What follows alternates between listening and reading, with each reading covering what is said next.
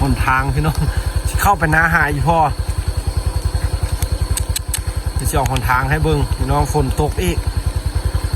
ไปยามพ่อพี่น้องยามพ่อกับน้องอยู่ในพุ่น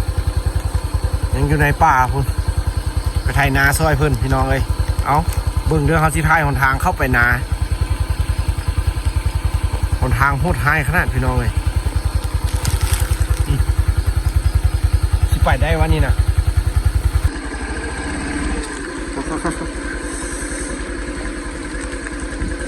12 ลักเข้าไปพี่น้องบางแต่ฟูแต่คอยโอ้ยเบรกสวรรค์ไหลนำข้ามห้วยอีกพี่น้องเอ้ยโอ้ยเขาก็ยักท่ายให้เบิ่งพี่น้องเอ้ยหักคาขับรถเอาสบายดีเด้อพี่น้องหมดสุขสุขคนผู้ที่ติดตามเขาวันนี้เขามายามพ่อแม่อยู่เมืองเฟืองเขามาบ้านแล้วบ่เห็นเพิ่นอยู่บ้านเขาโทรหากับบ่มีสัญญาณเรามาถามในตู้ว่าเพิ่นมาในป่าพี่น้องเพิ่นเข้ามาอยู่หนาพี่เราก็สิอดถ่ายคลิปบ่ได้พี่น้องเขาอยากถ่ายให้เบิ่งเขามาได้5 ลักละเดินทางมานี่เพื่อนแหงพี่น้องไอ้รถนะรถจักรที่ไปได้บ่ได้บ่ฮู้เลยบนทางฝนตกภูซันฮิลิเดี๋ยวเขาสิถ่ายบรรยากาศให้เบิ่งเพิ่นอยู่ในป่าพี่น้องเพิ่นบ่มีสัญญาณเน็ตแล้วเขาสิเข้ามาลิ้นนำเพิ่นมายามเพิ่นตอนนี้เขาเข้ามาได้5 ลักละเดี๋ยวอีกพอดีระยะทางไปหาเพิ่นแม่น12 ลักเอาสิถ่ายให้เบิ่งพี่น้องบรรยากาศเส้นทางเข้าไปนา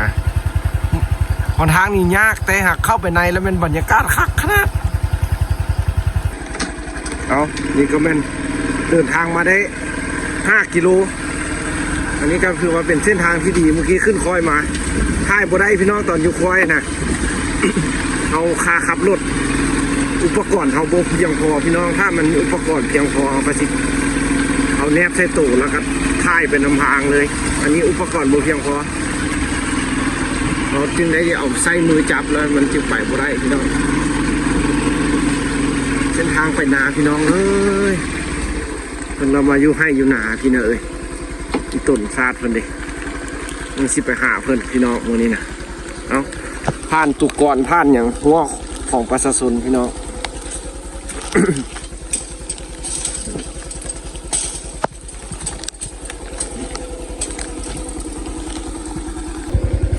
ว้าพี่น้องไปได้วันแนวนี้นะก็สวัสดิ์เสี่ยวยานเลยพูดอ่ะอันขาวๆนั่นเป็นหลังคาเถียงนาเนี่ยพี่น้องหากยังโมเมนต์เถียงเท่าเทื่อของประชาชนอยู่บ้านนี่แหละเมืองเฟืองนี่แหละพี่น้องเป็นมาเอ็ดให้เอ็ดนาอยู่พี่โอ้โหความทุกข์ยากลำบากของประชาชนคนไปได้คนเอ็ดจะความสันทีลี่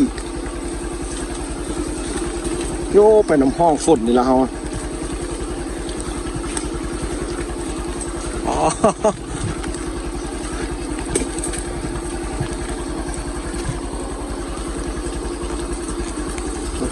เมืองไฮนาประชาชนพี่น้อง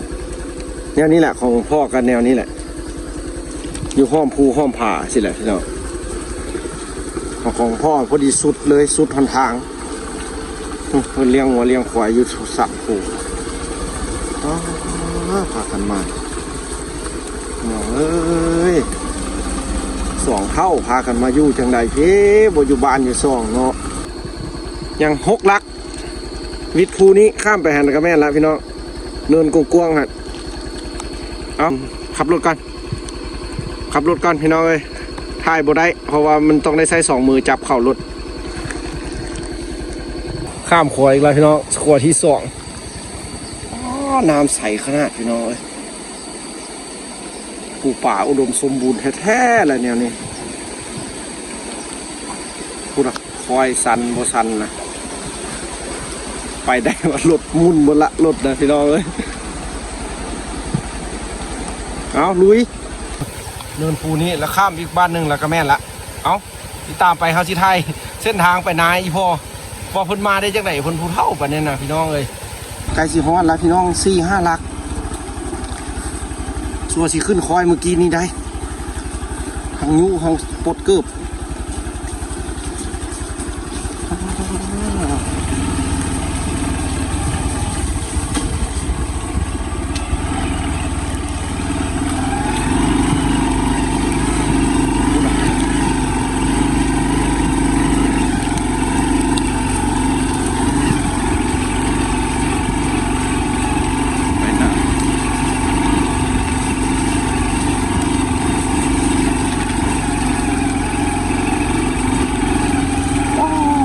วยเนาะ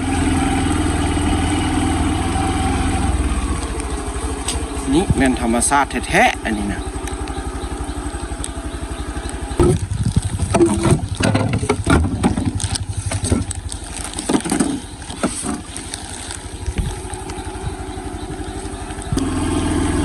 เอาพี่น้องเอ้ยฮอดแล้วหวานนี่ฮอดไหลฮอดให้เพิ่นละนี่ให้เพิ่นละนี่สันบ่สันนี่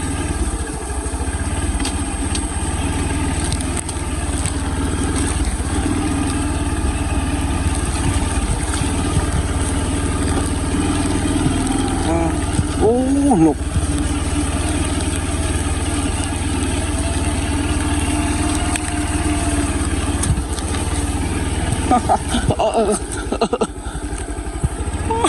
เส้นทาง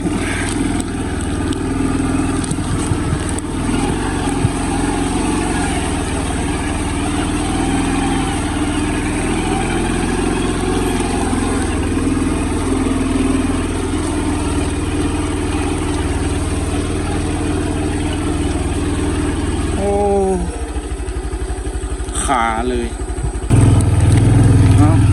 พูดพี่น้องเพียงนะนี่แนวเห็นอะไรดิ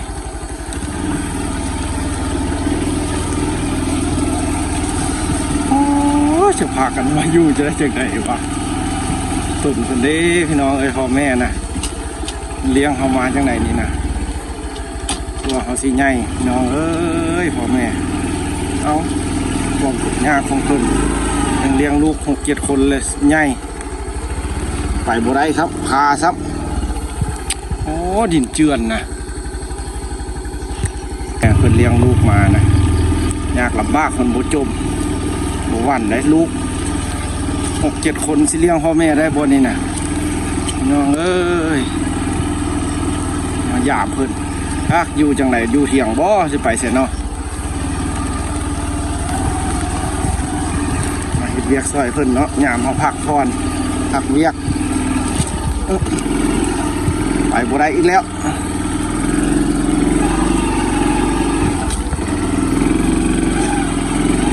เอาบืดไปเอา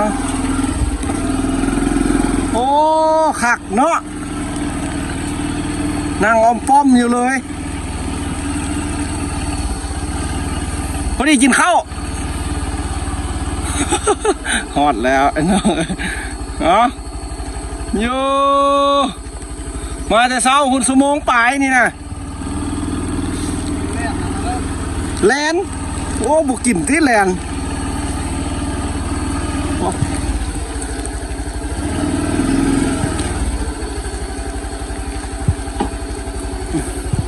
โอ้วันละน้องเอ้ยละเที่ยงเพิ่นสภาพเพิ่นอยู่พอดีกินข้าวพอดีมาฮอดกินข้าวตัวโอ้กินของหวานเนาะ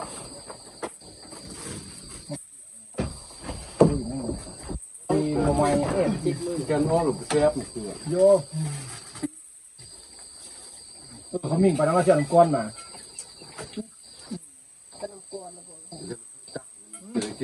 เข้ามา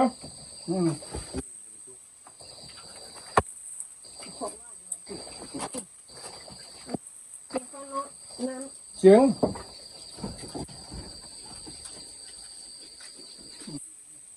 มองไปเลยนะมาแล้วมาแล้วไอ้หมดตั้งให้